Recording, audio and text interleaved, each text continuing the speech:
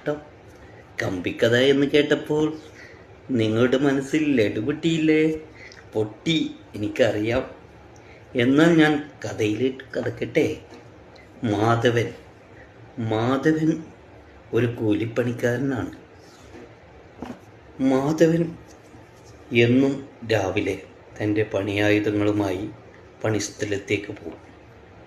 അങ്ങനെയിരിക്കെ ഒരു ദിവസം മാധവൻ പണി കഴിഞ്ഞ് തിരികെ വരുമ്പോൾ ഇടവഴിയിൽ നിന്നും മാധവൻ്റെ കുത്തുന്ന കമ്പി നഷ്ടമായി.